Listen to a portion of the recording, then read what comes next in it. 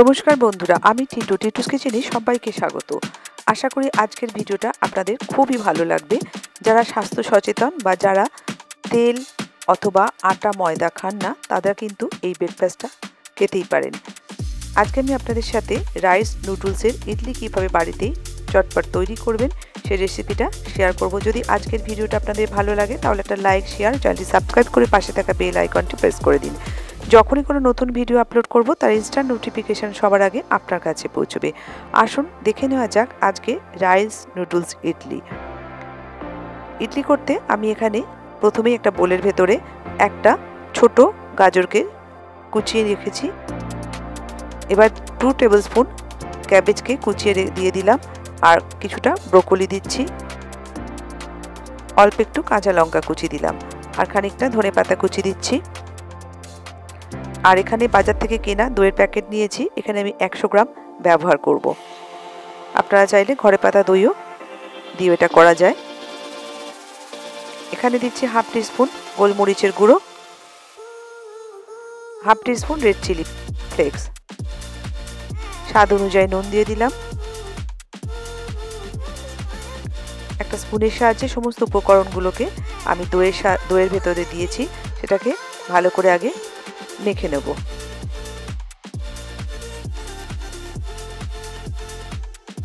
দেখুন মাখা হয়ে গেছে। এবার এর ভেতরে আমি 2 কাপ রাইস নুডলস এখানে ব্যবহার করেছি। আগে অল্প একটু দিলাম 1 কাপ, তারপরে আবারও দেবো, আগে মেখে নেব। আমি এখানে কোনো রকম কিন্তু জল বা কিছু দিয়ে কিন্তু নুডলসটাকে নরম করিনি, বা আগে থেকে আমি এটাকে বয়েল করেও রাখিনি।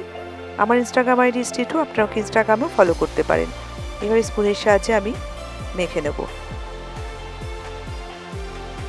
দেখুন এবারে বাকি নুডলসটা আমি এর ভেতর দিয়ে দেবো, দিয়ে মেখে নিচ্ছি। বেশি নরম হয়ে গেলে যে অসুবিধাটা হবে, যখন বয়েল হবে তখন কিন্তু সবগুলো ফুলে যাবে। সেই জন্য বেশি দই কখনোই দেবেন না, বুঝে কিন্তু দইটা দিতে হবে। দেখুন সবটা কিন্তু মেখে নিয়েছি। যদি আপনাদের খুব ড্রাই লাগে সেক্ষেত্রে দই কিন্তু ব্যবহার করবেন, জল কখনোই দেবেন না। এটা আমি এর ভেতরে দিয়ে দিচ্ছি 1 টিস্পুন অরিগানো। অরিগানো থাকলে ভালো, না থাকলে কিন্তু না দিলেও অসুবিধে নেই। অরিগানো দিলে ফ্লেভারটা কিন্তু বেশ সুন্দর হয়, সেই জন্যই দেওয়া। যেহেতু নুডলস দিয়ে করছি, এবার এটা ঢাকা দিয়ে 10 মিনিটের জন্য আমি একটু রেস্টে রাখবো। ততক্ষণ আমি ইডলির মোল্ডগুলোকে রেডি করব।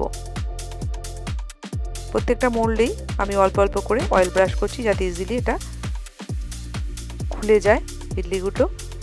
আর কিন্তু আমি কোনো জায়গায় কোনো রকম তেলের ব্যবহার করিনি, এখানে অল্প একটু তেল নিয়ে ব্রাশ করে নিচ্ছি।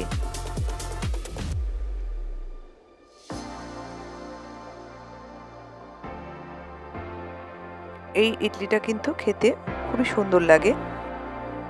এবারে 10 মিনিট হয়ে গেছে।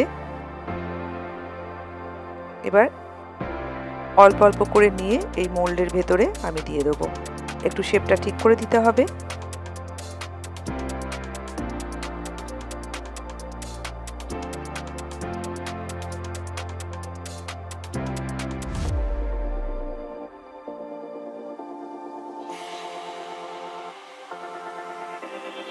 বাড়িতে আপনারা এই রেসিপিটা একবার ট্রাই করুন। ছোট থেকে বড় সকলেরই কিন্তু ভীষণই ভালো লাগে, আর একটা হেলদি রেসিপি। ভেতরে কিন্তু অনেক ভেজিটেবলস আছে, খুব চটপট করে কিন্তু তৈরি হয়ে যায়। যদি সকালে সময় না পান, আগের দিন রাতে সবজিগুলো কেটে রাখুন, পরের দিন কিন্তু এটা দইয়ের সাথে মেখেই চটপট করে নিন। যাদের কাছে মোল্ড নেই তারা কিন্তু বাটিতেও এটা করে নিতে পারে। এবার মোল্ডগুলোকে আমি সেট করব।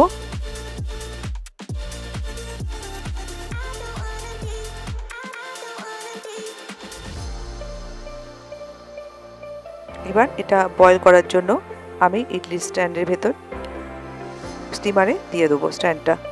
দেখুন আগে থেকেই আমি কিন্তু একটু জল দিয়ে দিয়েছিলাম স্টিমারে। এবার স্ট্যান্ডটা দিয়ে দেবো,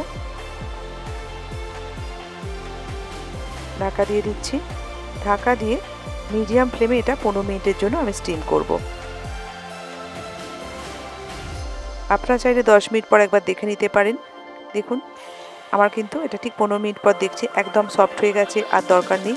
ঢাকা দিয়ে কিছুক্ষণের জন্য রেখে দেবো, দিয়ে তারপরে ঠান্ডা করে আপনাদের সাথে আমি শেয়ার করব কিভাবে আমি এটাকে খুলছি। দেখুন ঠান্ডা হয়ে গেছে। এবার স্ট্যান্ড থেকে একটা স্পুনের সাহায্যে এইভাবে আমি এগুলোকে তুলে নেব। দেখুন একদম কিন্তু খুলে যায়নি, একদম ক্লিন এসছে। এবার আরেকটা দেখিয়ে দিচ্ছি, দেখে বুঝতে পারছেন কতটা সুন্দর হয়েছে। প্লেটিং করা হয়ে গেছে। আমি গ্রিন চাটনির সাথে করেছি, আপনারা চাইলে অন্য কোনো সসের সাথেও এটা খেতে পারেন। ভিডিওটা দেখার জন্য ধন্যবাদ। যে কমেন্ট সেকশনে জানান আপনাদের কেমন লাগলো। ভালো লাগলে লাইক শেয়ার, চ্যানেলটি সাবস্ক্রাইব করে পাশে থাকা বেল আইকনটি প্রেস করে দিন। ভালো থাকবেন, সুস্থ থাকবেন।